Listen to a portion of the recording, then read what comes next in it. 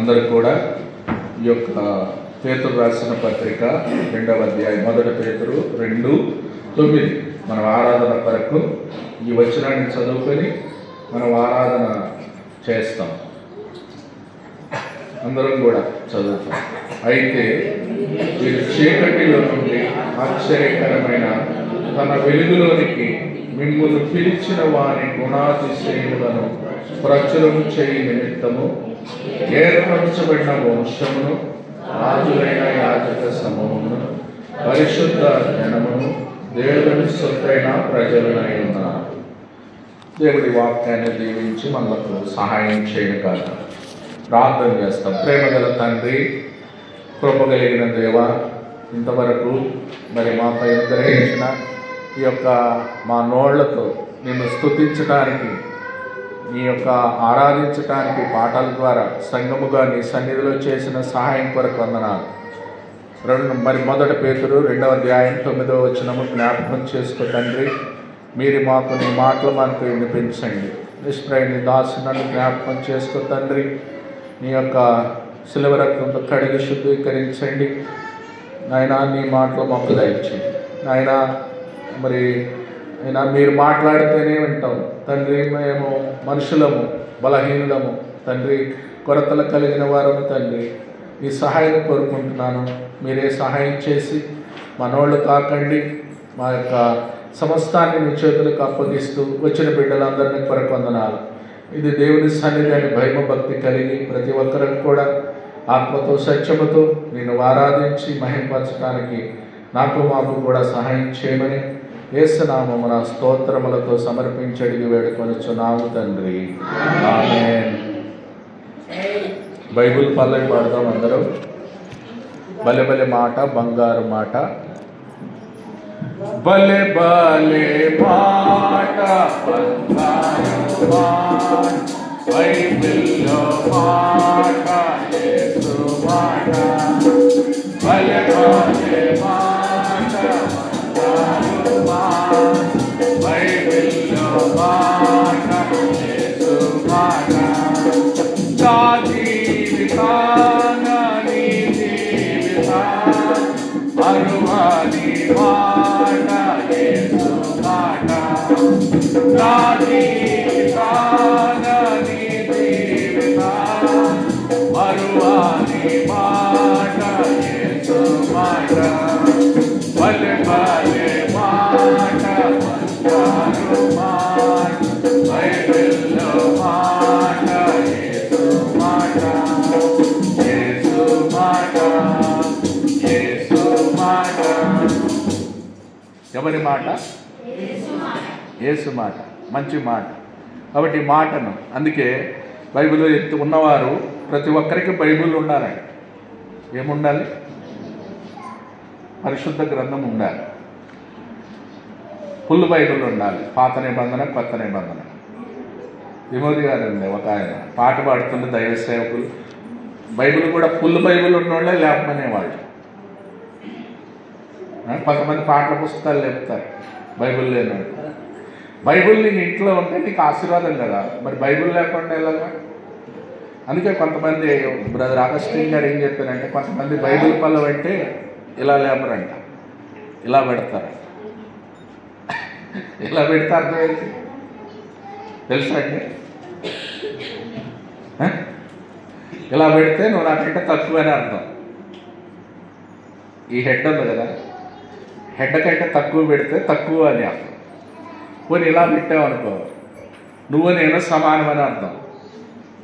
అందుకే ఏం చేయాలా? యోగ్యుడిని ఆరాధించాలంటే లేనాలి, నీ సాధ్యమైనంత వరకు లేపాలి. అర్థమైందండి? ఇలా పెట్టకూడదు. ఇలా కూడా అంటే మన తలకు పై ఉండాలి. అది ఆయనే శిరస్సు. సంఘానికి ఎవరు? శిరస్సు యేసయ్య, సర్వాధికారి. అందుకే ఇలా ఉండాలి. అందుకే బైబిల్ ప్రధానికి ఒక అర్థం ఉంది. అగస్టిన్ గారు చెప్పారు ఈ మాట దైవజనులు. కాబట్టి ప్రియులారా, ఇప్పుడు మనము దేవుని సన్నిధికి వచ్చాము ఆరాధించడానికి. ఇక్కడ చూస్తే పేతురు తన సంఘానికి రాస్తూ యేసుక్రీస్తు అపోస్తుడైన పేతురు అన్నారు. 1వ వచనంలో తండ్రి అయిన దేవుని భవిష్యత్తు జ్ఞానమును బట్టి ఆత్మ వలన పరిశుద్ధత పొందిన వారై విధేయులగుటకును యేసుక్రీస్తు రక్తం వలన ప్రోక్షింపుటకును ఏర్పరచబడిన వారికి. ఎవరికి రాస్తున్నారు? ఎవరైతే సంఘములో యేసు రక్తంలో కడగబడ్డారో, ఎవరైతే తండ్రి అయిన దేవుని నమ్ముకున్నారో, భవిష్యత్తు జ్ఞానమును బట్టి ఆత్మ వలన పరిశుద్ధ పొందిన వారై విధేయులగుటకు. కాబట్టి యేసుక్రీస్తు రక్తం వలన ప్రోక్షింపబడుటకును ఏర్పరచబడిన వారికి.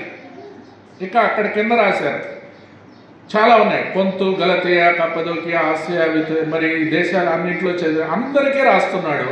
ఇక్కడ కండిషన్ ఏంటంటే ఆత్మ వలన పరిశుద్ధం పొందిన వారై విధేయులగుటకు యేసుక్రీస్తు రక్తం వలన ప్రోక్షింపబడుటకును ఏర్పరచబడిన వారికి. అది గమనించాలి మనం. కాబట్టి ఆయన ఎవరికి రాస్తున్నాడంటే రక్షణ లేని వారికి కాదు, దేవుణ్ణి ఎరగని వారికి కాదు, ఏర్పరచబడిన వారు, ఆత్మ వలన పరిశుద్ధత పొందిన వారు. ఆత్మ వలన ఏం చేయాలి? పరిశుద్ధపరచబడాలి. ఎందుకంటే ఆయన పరిశుద్ధుడు కదా, ఆయనలో ఏ పాపము లేదు. ఆ పరిశుద్ధుడిని ఆరాధించడానికి వచ్చినాం మనం, అంతే కదండి. ఇప్పుడు నా చేతి మురికి లేకుండా మురికుంటే తీసుకునే వాళ్ళే తీసుకోరు. ఇప్పుడు మురికితో ఇస్తే తీసుకుంటారండి. మరి అలాంటిది మరి పరిశుద్ధుడిని ఎట్లా ఆరాధన చేయాలి? ముందు మన పరిశుద్ధులమైతేనే ఆరాధన అంగీకరించబడుతుంది. అందుకే అపరిశుద్ధులంగా ఉండకూడదు దేవుణ్ణి. అందుకే ఏర్పరచబడిన వారు. ఎవరిని ఏర్పరచుకున్నారు? ఆయన పిలిచినాడు. యోహాను సువార్త ఎవరిని ఏర్పరచుకున్నాడు చూడండి. యోహాను 15వ అధ్యాయంలో నిన్ను నన్ను కూడా రక్షించినాడు, ఏర్పరచుకున్నాడు. 15వ అధ్యాయము మాట చాలా ప్రాముఖ్యమైన మాట. నిన్ను నన్ను దేవుడు ఏర్పరచుకున్న వంశములోను అది గమనించి మనము ముందుకు వెళ్ళాలని నేను మనవి చేస్తూ ఉన్నాను ప్రియులారా. 1:15 మీరు నన్ను ప్రేమించిన నా ఆజ్ఞలు ఏం చేస్తారు? గైకుంటారు. నేను నా తండ్రిని వేడుకొందును. 15 16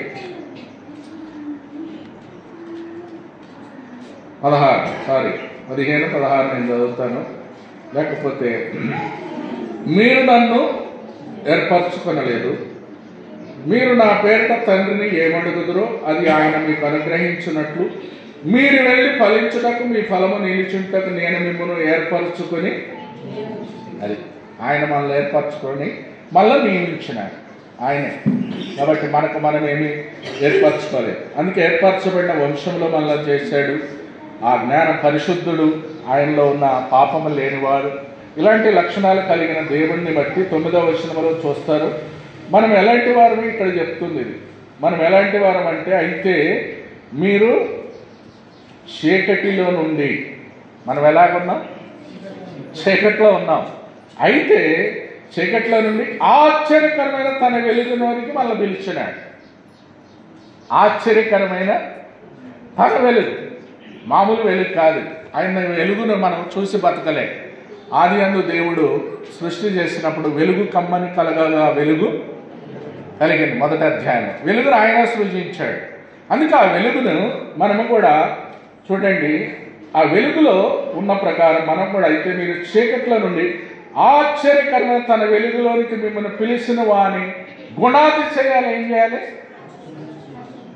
ప్రచురం చేయాలి. ఇప్పుడు మనం గుణాతిశయాలను ఏం చేయాలి? ప్రచురం చేయటం అంటే ప్రకటించాలి. ప్రకటించాలంటే చెప్పాలి. ఏంటి ఆయన గుణాతిశయాలు? ఇప్పుడు యేసయ్యకున్న గుణాలేంటి? మన గుణాలేంటి? పోనీ మానవుడికున్న గుణం ఏంటి? పాప గుణం. ఎస్, పాపమే చేస్తాం. లేచిన కాడి నుంచి ఎవరిని మోసం చేయాలా, ఏం అబద్ధాలు ఆడాలా, అబద్ధాలు నోరు ఆగినట్టే వస్తాయి. నేను నిన్నే అంటే ఒక అతను అంటే ఏమంటే చెప్తాం, నువ్వు ఎక్కడన్నా అంటే నేను అప్పుడు ఆయన చెప్తాడు, చివరికి నేను ఇక్కడికి వెళ్ళానని చెప్పినాడు ఒక అతను. కానీ అక్కడికి వెళ్ళింది ఆయన కాదండి, వేరే వాళ్ళు. ఇంకొక ఆయన వచ్చి ఇంకో బ్రదర్ నేను అక్కడి నుంచి వస్తాను అన్నాడు. అంటే ఏమంటాను?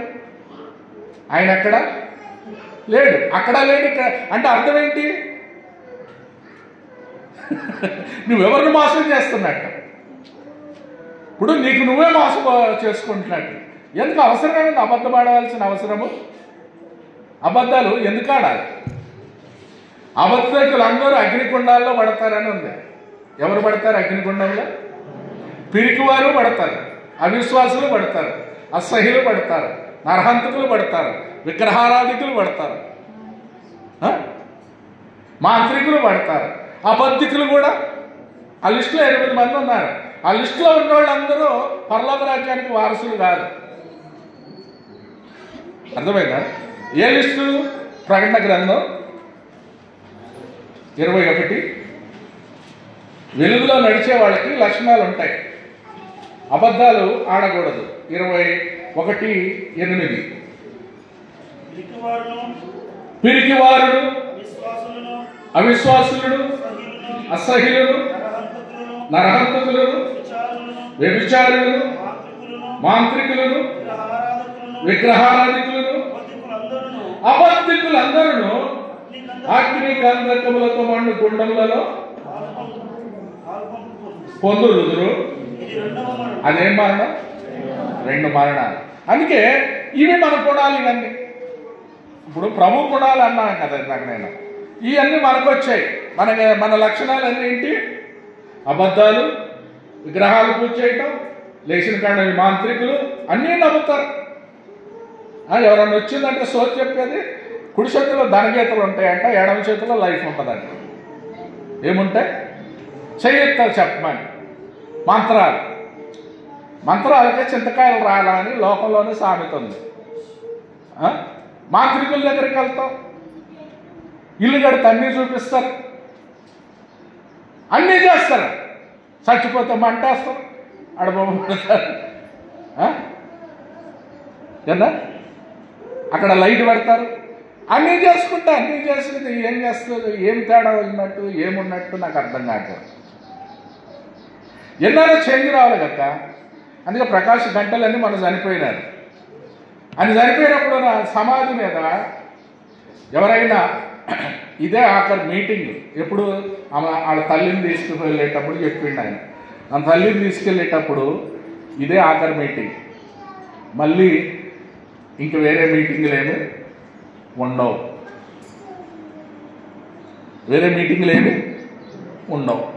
మళ్ళీ మీరు ఒకళ్ళ అలాగా ఉన్నారనుకొని అక్కడ సమాధి చేసి ఒకళ్ళు వచ్చి మళ్ళీ నా ఇంటికి వచ్చి నా ఇంటికాడే కాళ్ళు కడుక్కోవాలి, నా ఇంటికాడే వచ్చి లైట్ చూసి లాంతర్ చూసి ఆ లైట్ చూసి నేను వెళ్ళాలంటే మీరు రావద్దు చెప్పాడండి. ఆయన సమాధి కూడా ఎట్లా చేయాలో చెప్పాడు ప్రకాష్ గంటలు గారు. ఆయన సమాధిని కూడా ఎలాగో చేయాలో, నా సమాధిని 9 మోస్తారు, థ్యాంక్స్ చెప్పండి. నా సమాధి మీద ఏమి మీరు ఈ యొక్క మంచి పోరాడుతుని ఫ్లెక్సీ ఏం పెట్టకండి, ఫ్లెక్సీలు ఏమి పెట్టొద్దు, ఫ్లెక్సీలు పెట్టొద్దు, దేవుని నామాన్ని. అదంతా ఊరికే మనం ఏంటంటే అబద్ధాలు ఈ లోకంలో అంతా చేసి అసలు మందిరానికి రానివాడికి ఆ ఫ్లెక్సీ పెడతా ఏం బ్రదర్? నువ్వు మందిరానికే రాడు, నువ్వు మందిరానికి రానుడికి వెళ్ళి ఈ మంచి పోరాడుతున్నాను పేరు పోస్ట్ పెట్టి అక్కడ పెడితే ఏమన్నట్లక్క? అందుకే ఆయన చూశాడు ఈ లోకంలో జీవిస్తున్నప్పుడు. అది చూసి ఆ ఫ్లెక్సీ పెట్టకండి, ఆ వచనాలు రాయకండి. నేను చనిపోయినప్పుడు నన్ను ఏం చేయొద్దు, 9 మోస్తే థ్యాంక్స్ చెప్పండి, నా సమాధిలో ఉప్పు కూడా వేయకండి, నేను త్వరగా మట్టి అయిపోవాలి. పెడితే నా పెట్టిలో ఒక సిలువ పెట్టండి, ఆ సిలువను ఎత్తుకొని జీవిస్తాను. ఎందుకంటే బతికిన కాలం అంతా సిలువ శ్రమలు. చూడండి ఆయన ఎట్లా చేయాలో చెప్పాడండి. ఇదంతా నేను రాశాడు ఆయన. చూసారా బ్రదర్ మీరు? నువ్వు చాలంటే నేను చూపిస్తా, పెడతా. ఆయన అలా రాశాడు. అంటే ఆచారాలు నేను అనేది ఏంటంటే ఇవన్నీ ఉన్నాయి, పోవట్లేదు. అందుకే ఆచారాలు ఇవన్నీ మాంత్రికులు ఇలా చేసే వాళ్ళందరూ పరలోక రాజ్యానికి వారసులు కాదండి మనం. అందుకే ఆయనలో మనకు అంధకారంలో ఉన్నప్పుడు, చీకట్లో ఉన్నప్పుడు ఆశ్చర్యకరమగు తన వెలుగులోనికి మనలను పిలిచినాడు. ఆ పిలిచిన వారి గుణాతిశయాలు ఇప్పుడు మనం ఏం చేయాలా? ప్రచురం చేయాలి. ఇప్పుడు ఈ గుణాలన్నీ ఆయన కావు, అబద్ధికులు, అసహ్యులు, నరహంతకులు, మాంత్రికులు, వ్యభిచారులు, అభ్రగారాధికులు, వీళ్ళు అబద్ధాలు ఆడే వీళ్ళందరూ అగ్నిగుండానికి రెండో మరణానికి పాత్రులని ఉంది బైబిల్. ఇప్పుడు ఆ గుణాలన్నీ మానవులకు ఉన్నాయి, మనకు జీవించే వాళ్ళకి, నాతో సహా అందరికి ఉంటాయి. ఇవన్నీ పుట్టిన మానవుడికి అన్నీ ఈ లక్షణాలు, ఈ గుణాలు పోవాలంటే మనలను, అందుకే ఆయన ఈ గుణాలు పోవడానికి మనలను అంధకారంలో ఉన్నాం, చీకట్లో ఉన్నాం, అందుకే ఆయన గుణాశయాల ప్రసన్న పిలిచాడు. పిలిచి ఆయన ఏం చేశాడంటే ఇప్పుడు ఆయన గుణాలు రావాలి మనలోనికి. ఇప్పుడేం రావాలా? ఆయన గుణాలు ఏంటి? ఇప్పుడు ఆయన గుణాలు నేను ప్రచురణ చేయాల్సింది ఎవరి? మనవి కాదు, ఇక్కడ చేశారు. ఏమని 9వ వచనం మళ్ళీ చదువుదాం. అయితే మీరు చీకట్లో నుండి ఆశ్చర్యకరము తన వెలుగులోనికి మిమ్మును పిలిచిన వాడి గుణాతిశయాలు ప్రచురం చేయ నిమిత్తం. మళ్ళీ పిలిచినారు ఉన్నారు కదా, రాజులకు రాజు, ప్రభువుల ప్రభు, ఆశ్చర్యకరుడు, ఆలోచనకర్త, బలవంతుడుకు దేవుడు, నిత్యుడుకు తండ్రి, సమాధానకర్త, అధిపతి అనే పేరు. ఆయన పిలిచినాడు. మళ్ళా పిలిచిన వాడు పరిశుద్ధుడు, ఆయన నమ్మదగినడు. ఇప్పుడు ఆయన గుణాలు ఏంటి అంటున్నాను. ఇప్పుడు మన గుణాలన్నీ చెప్పినా, మీరు ఆయన గుణాలు చెప్పండి. ఎవరన్నా? ప్రేమ, ఎక్సలెంట్. మొట్టమొదటిది ప్రేమ.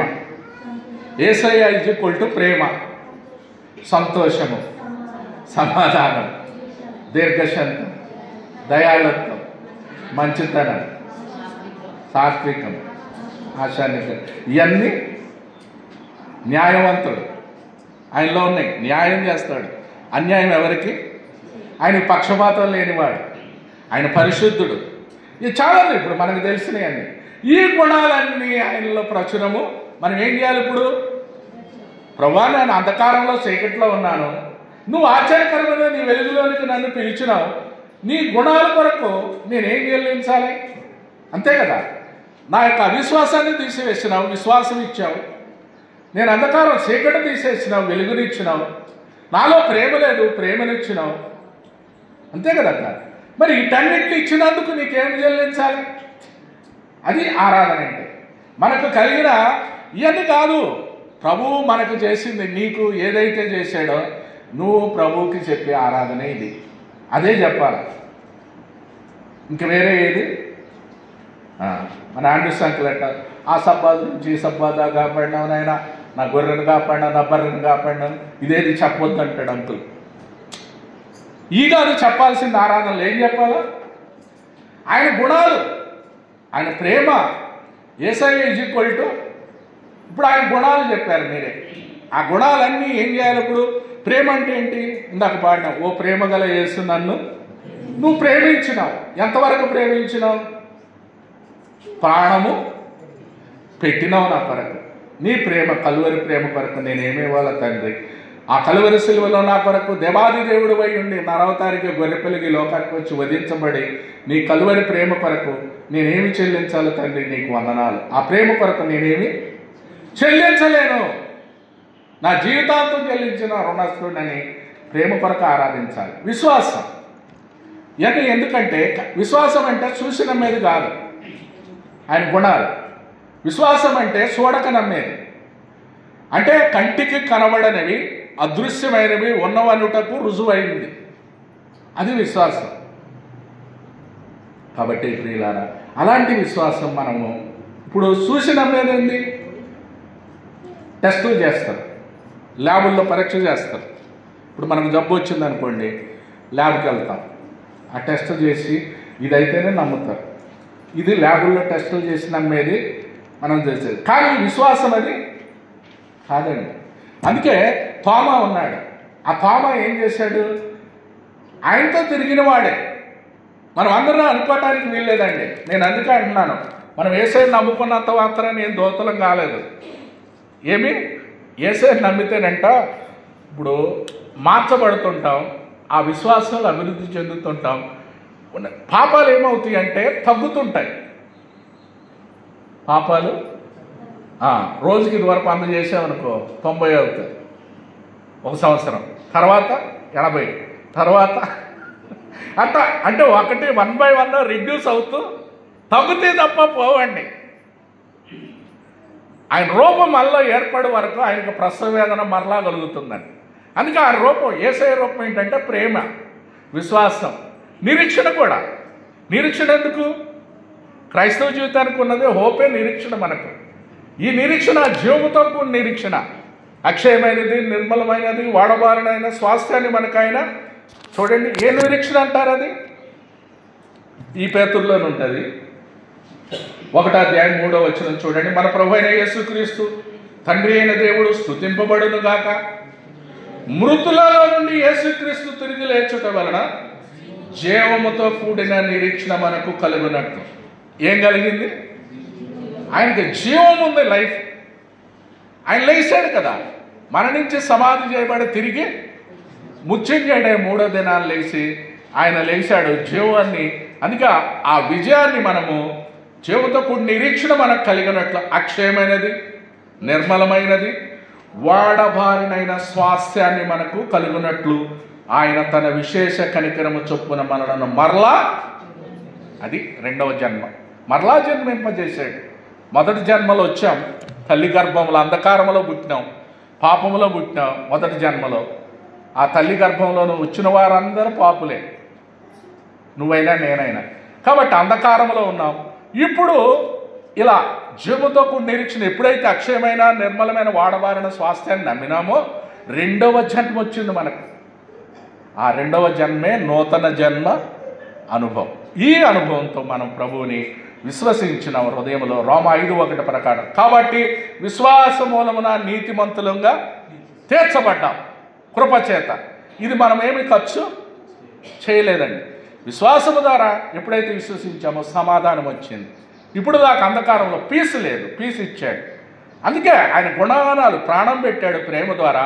విశ్వాసముతో గొప్ప రక్షణ ఇచ్చారు. ఎప్పుడైతే విశ్వసించామో నిరీక్షణతో జీవము కూడిన నిరీక్షణ ఉంది. కాబట్టి ఇంకా లాంగ్ సఫరింగ్, దీర్ఘశాంతం, ఇవన్నీ ఉన్నాయి. కాబట్టి మెయిన్ క్రైస్తవ జీవితానికి ఉండవలసిన లక్షణాలు ఆయన గుణాతిశయాలను మనం ఏంటి లేచిన కాడ నుంచి ప్రచురము చేయాలి. ఇతరులకు ప్రచురం చేయాలంటే అర్థం ఏంటి? మనలో ఉండాలి కదా. నాలో ఉంటేనే వస్తుంది. ఇప్పుడు నాలో హృదయంలో ఏది ఉంటే నేను అది మాట్లాడతానండి. నాలో ఒకటి పెట్టుకొని బయటకు ఒకటి రాదండి. నా హృదయం నిండిన దాన్ని బట్టి నోరు మాట్లాడుతుంది అంతే. నీ హృదయంలో సంతోషం ఉంటే సంతోషంగా ఉంటాం, నీ హృదయంలో సమాధానం లేకపోతే సమాధానం ఉండదు అంతే. పైకి భక్తికి ఎంత ఉండొచ్చు, కానీ అన్నిటికంటే హృదయము ముఖ్యం. అందుకే ఈ హృదయంలో చాలా ఇది మోసకరమైంది, ఘోరమైన వ్యాధి, జబ్బు ఉంది, పాపరోగం ఉంది. అందులో ఈ పాపరోగానికి మందు లేదు. యేసు ప్రభువే ఆ రోగానికి మందు ఇచ్చాడు. ఆ రక్తం అమూల్యమైన గొర్రెపిల్ల క్రీస్తు. 1వ యోహాను 1:10 ప్రకారం 1:6 ఏమి రొమ్ముందది? 1 యోహాను పత్రిక 1:6. కాబట్టి అలా నీవు నేను నీతిమంతులుగా తీర్చి మనలను పరిశుద్ధులుగా చేశాడు కాబట్టి ప్రభువుని ఆరాధన చేస్తాం. 1:6. అయితే ఆయనతో కూడా 5 నుంచి చదువుతాము.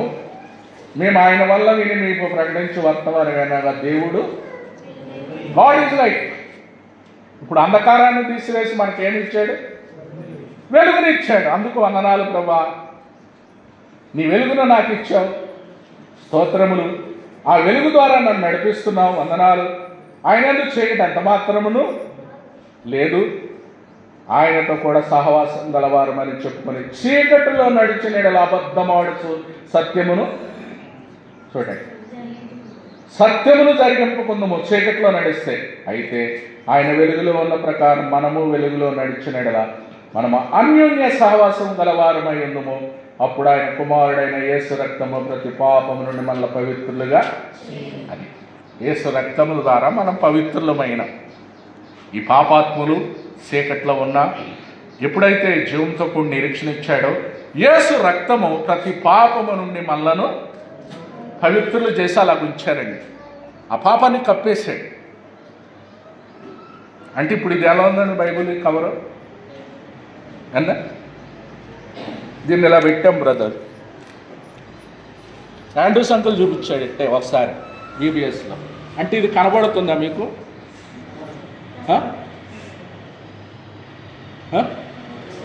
ఇది కనబడుతుంది.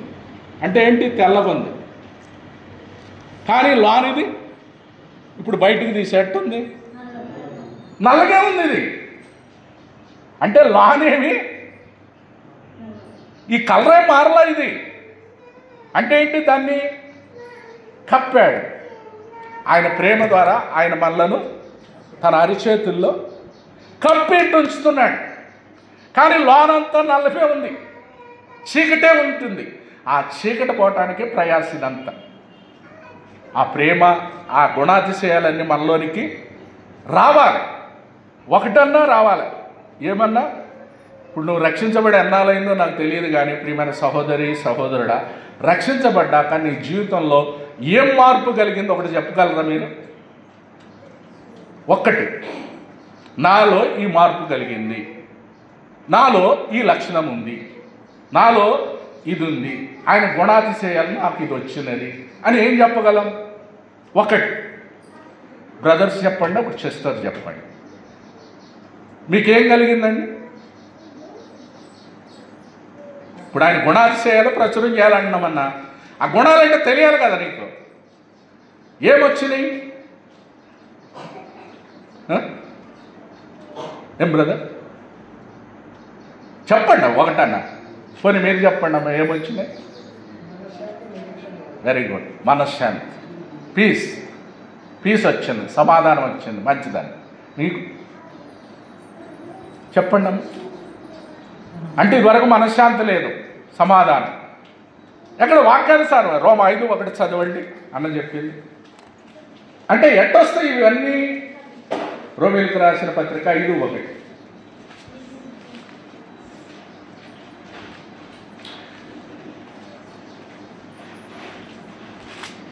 రోమా 5:1. కాబట్టి విశ్వాస మూలమున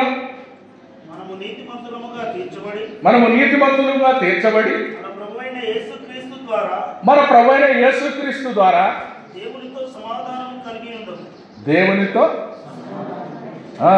ఎట్టొచ్చింది సమాధానం? అప్పుడు దాకా లేదు. కాబట్టి అన్నాడు అన్నా, వినటం వల్ల విశ్వాసం. గుడ్. నేను అనేది కాబట్టి అంటే 5 పైనేముంది? మన అపరాధాల నిమిత్తం అప్పగింపబడి చూడండి, మన అపరాధాల కొరకు ఆయన అప్పగింపబడ్డాడు, ఆయన దూషించబడ్డాడు, మన అతిక్రమాలన్నీ ఆయన భరించాడు. ఆయన భరించడం ద్వారా మనలను నీతిమంతులుగా తీర్చబడ్డాక ఆయన లేపబడ్డాడు. కాబట్టి ఇప్పుడు మనం దాన్ని బట్టి విశ్వాసం ఉంచడం ద్వారా మనకేమొచ్చింది? సమాధానం వచ్చింది. అలా పీస్ వచ్చింది. ఆ పీస్ని బట్టి ఒకళ్ళు వస్తే నువ్వు ఆరాధన చేయాలి. నాకు నిజంగా ఇచ్చాడు, నీ వినుట వల్ల విశ్వాసం కలుగుతుంది. వినుస్తున్న క్రీస్తు మాటే, వేరే దాని రాదు. మళ్ళీ నువ్వు అటదిట్టం ఉదయం నుంచి సాయంత్రం కూర్చొని ముసలం ముచ్చట్లని ఎన్నకాడ నుంచి ఏది తింటది కాదు. వినుట వల్ల అంటే ఏ వినాలా? క్రీస్తును కూర్చిన మాట మాత్రమే వినాలి. అలా విన్నప్పుడు నీకు ఆ విశ్వాసంలో సమాధానం, పీస్ అప్పుడు వస్తుంది. కాబట్టి విశ్వాస మూలమున నీతిమంతులముగా పొక్కటక తీర్చబడ్డాం. మనం ఏమి ఖర్చేమీ చేయలే. అర్థమైందండి? ఆ విశ్వాసంలో సమాధానం వచ్చింది. వెరీ గుడ్ అన్న. మీరు చెప్పండి, మీకేమొచ్చింది అమ్మ? ఒకటన్నా చెప్పండి. నా మంచిగా చెప్పారు గుణాలు. ఆ గుణాలే నేను అనేది కొత్త అంట్లా, మీరు అన్నీ చెప్పారు. ఫస్ట్ యేసు ప్రభుకున్న గుణ లక్షణాలన్నీ మీరే చెప్పారు. విశ్వాసం అక్క, వెరీ గుడ్. కాబట్టి ఆ విశ్వాసం ఉంచినాం. ఇప్పుడు ఇంత చెప్పారు కదా, మా ప్రేమ ఉందన్నారు, విశ్వాసం ఉందన్నారు. అవన్నీ ఆ గుణాలే కదా. ఆ ఆటలో ఒకటి ఉందని చెప్పాలని అన్నా నేను కొత్తదేం అడగలేదు క్వశ్చన్. ఇందాక ఆయన గుణాల్లో మీరు చెప్పిన 9, 10లో ఇప్పుడు అడిగింది ఏంటంటే ఏం పోయినాయి అని అడుగుతున్నా. ఇప్పుడు అక్క విశ్వాసం వచ్చింది అంటుంది. అంటే ఏంటి? ఆయన ఎందుకు విశ్వాసం ఉంచింది? తోమలాగా గాయాలు పెట్టి వేలు పెట్టి చూసి నమ్ముతారల్లా. చూసి నమ్మిన వారి కంటే చూడక నమ్మిన వారు. ఇప్పుడు మనం అందరం చూడక నమ్మాం. నేనైతే చూడకే నమ్మా. యేసయ్య నా కొరకు చనిపోయినాడు, సమాధి చేయబడ్డాడు, నాకు తిరిగి లేచాడు, ఆయన మరలా వస్తాడని విశ్వసించాను నా హృదయంలో. వినటం వల్ల అలా వాక్యాన్ని నుండి నేను రక్షించబడ్డాను, నాకు విశ్వాసం ఉంది. ఆయన వచ్చినప్పుడు ఎత్తబడతాననే నిరీక్షణ ఉంది. నీకుందా? Praise the lord. ఉంటుందే చెప్పండి. నాకు ఆ విశ్వాసం ఉంది, ఆ నిరీక్షణ ఉందని చెప్పండి. అవి గుణాతిశయాలు. ప్రభు గుణాలు మనలోనికి రావాలి, ప్రచురం చేయాలంటే ముందు మనం అప్లై చేయాలి. ఇప్పుడు పిల్లలు ఎగ్జామ్ రాసుకొని ఎందుకు పోతారండి సంవత్సరాలు? ఏం బ్రదర్, ఆ స్కూల్లో ఎందుకు చేస్తావు? రేయం పొగలు లేచిన కాడి నుంచి వాళ్ళకి ఏంది సంవత్సరం పొడుగుని ఎందుకు నేర్చుకుంటారు? ఎగ్జామ్ రాయడానికి, పాస్ అవడానికే కదన్నా. మరి మనం ఎందుకు వస్తున్నాం ఇక్కడికి అండి? యేసయ్యలో అభివృద్ధి చెందాలని, ఆయన విశ్వాసం మనలో ఒక్కటన్నా మారాలనే కదా. అంటే స్కూల్లో చేరేది, ఎల్కేజీలో చేరినవి అంటాం. ఏం మారినాయి? అందుకే ప్రభువా నన్ను ఆశ్చర్యకరమకు వెలుగులోనికి నడిపినావు, అంధకారం తీసేసినావు నీ వెలుగు కొరకు. God is light. దేవుడు వెలుగై ఉన్నాడు, ఆయనలో చీకటి ఎట్టయినా అంధకారాన్ని తీసివేసి అన్యోన్య సహవాసం ఇచ్చాడు. ఏం సహవాసం? అన్యోన్యమైంది. గొర్రెపిల్ల క్రీస్తు వధించబడిన ద్వారా ఆ సహవాసంలో సమాధానం ఉంది, సహవాసంలో తృప్తి ఉంది, సహవాసంలో మేలున్నాయి. సహవాసంలో ఎన్ని ఉన్నాయంటే మనం చెప్పలేము. ఆయన పరిశుద్ధ ఆలయంలో చూడండి, సహవాసము ద్వారా ఆయన మందిరములో మేలుల చేత నేను తృప్తి పొందుతున్నా. 65:4 కీర్తన గ్రంథం చూడండి. 65:4 నీ ఆవరణములో నివసించినట్లు నీవు ఏర్పరచుకొని చేర్చుకొని వాడు ధన్యుడు. నీ పరిశుద్ధ ఆలయము చేత నీ మందిరములో మేలు చేత మేము తృప్తి పొందెదము. ఎక్కడొస్తుంది తృప్తి? మేలు ఎక్కడొస్తాయి? ఆయన నీ ఆవరణంలో నివసించినట్లు నీవు ఏర్పరచుకొని చేర్చుకున్న వాడు ధన్యులుగా చేశాడు. మన అతిక్రమాలన్నీ తుడిచేశాడు. మన అతిక్రమాలు, మన పాపాలు, మన దోషాలు వీటన్నిటినీ ఆయన ఆవరణలోకి వచ్చుట ద్వారా తీసివేసి ఆయన అమూల్యమైన రక్తంతో అన్యోన్య సహవాసం ఇచ్చాడు. ఆయన పరిశుద్ధ ఆలయంలో మేలుల చేత మనలను తృప్తి, ఆ ఇచ్చే తృప్తి కొరకు వందనాలు చెల్లించాలి. అది నిజమైన తృప్తి అంటే, సహవాసంలో ఉన్న మేలు. ఎవరికి వస్తుంది? రోమా 8:28 చూడండి. ఆ మేలు తృప్తి ఎవరు పొందుతారు? రోమా 8:28 అందరం చదువుతాం. దేవుణ్ణి ప్రేమించు వారికి, అనగా ఆయన సంకల్పం చొప్పున పిలువబడ్డ వారికి మేలు కలుగుటకై సమస్తము సమకూడి జరుగుతున్నవని.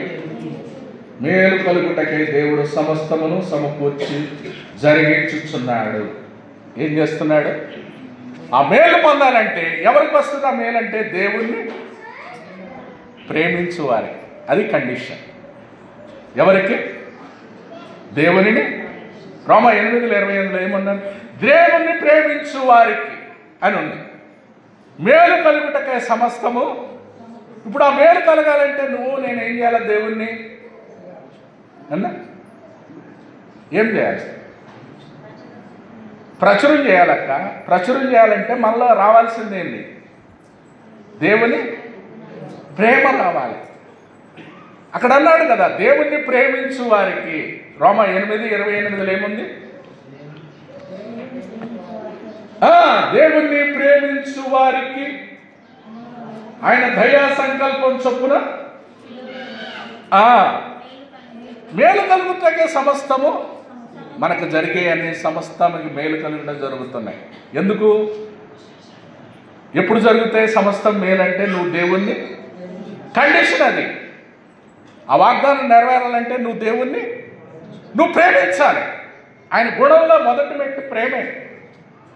ఈ మొదటి మెట్టు ప్రేమ వస్తేనే అన్నీ వస్తాయి. ప్రేమ లేకుండా ఏది రాదండి. అందుకే ఈ ప్రేమ అనేది చాలా పెద్ద సబ్జెక్ట్. సంవత్సరాలు చెప్పినా తరగనిది యేసయ్య ప్రేమ.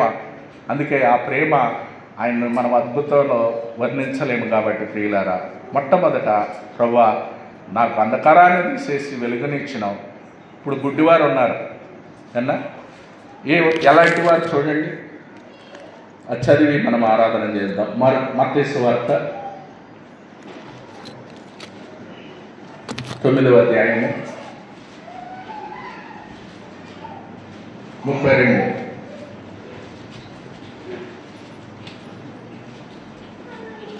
దెయ్యం పట్టింది అన్నది. గుడ్డివారు ఎక్కడ ఉన్నారు? 27 చూడండి. యేసు అక్కడ నుండి వెళ్ళుచుండగా ఇద్దరు గుడ్డివారు ఆయన వెంట వచ్చి దావీదు కుమారుడా మమ్మను కరుణింపుమని కేకలు వేసి ఏమని అడుగుతున్నారండి? వీళ్ళు గుడ్డివారికి ఏముంటది? అంధకారమే, వాళ్ళు వెలుగుని చూడలేరు. ఇప్పుడు అంధకారంలో ఉంటే కేకలు వస్తాయి, వీళ్ళు కేకలు వస్తున్నారు. ఏమని? దావీదు కుమారుడా మమ్మను కరుణించమని కేకలు వేసింది.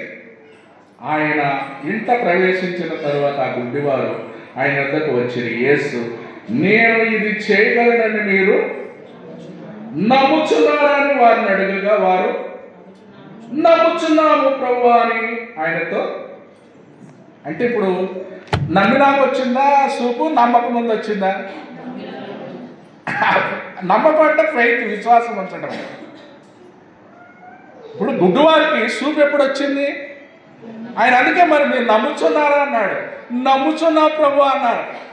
ఎప్పుడైతే నమ్మినారో ఆ అంధత్వం పోయి వెలుగు వచ్చింది. అది ఇప్పుడు నువ్వు నేను కూడా నమ్మాలి. ఏమని నమ్మాలి? ప్రభువా, నేను కూడా గుడ్డివాడిని, అంధకారంలో ఉన్నా, నాకు వెలుగుని ఇచ్చినావని ప్రభువుని గుణం. అదొకటి, ఆ వెలుగుని. అందుకే ప్రియమైన వాళ్ళారా, ఇంకా గుడ్డివారు చాలామంది ఉన్నారు. మనల్ని అయితే ఆ యొక్క వెలుగులోనికి నడిపించిన వాని గుణాతిశయాలు ప్రచురము. ఆ ప్రేమలో ఏంటి ప్రభు గుణాలంటే మొట్టమొదటిది ప్రేమ. ఆ ప్రేమ కొరకు వందనాలు. రెండవది విశ్వాసం, నమ్మకం. ఆ విశ్వాసాన్ని బట్టి నీకెంతుందో ఆ మోతాదులో నువ్వు ఆరాధన చేయాలి. నిరీక్షణ నీకెంత ఉంది, ఆ నిరీక్షణ బట్టి ప్రభువుని ఆరాధన చేయాలి. నీకెంతలో చేయొచ్చండి. దీర్ఘశాంతము, దయాళుత్వం, మంచితనం. ఏముంది ఆ మంచితనం? God is good. ఆయన మంచివాడు. ఆయన నాకు మంచివాడు, నీకు మంచివాడు, మనమందరికీ, యేసయ్య అందరికీ మంచివాడు. కాబట్టి ఆ మంచితనాన్ని నువ్వు రుచి చూస్తే వెలుగుతాం. కాబట్టి ఈ లక్షణాలన్నీ నీకు కలిగి ఉంటే ప్రభువుని ఒక మాట